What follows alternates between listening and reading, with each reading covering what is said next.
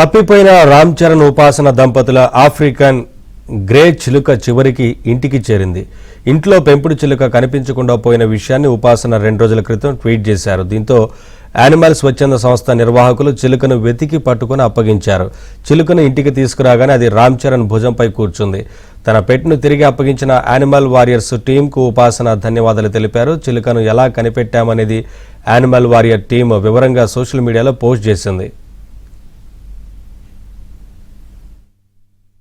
తప్పిపోయిన రామ్ చరణ్ ఉపాసన దంపతుల ఆఫ్రికన్ గ్రే చిలుక చివరికి ఇంటికి చేరింది.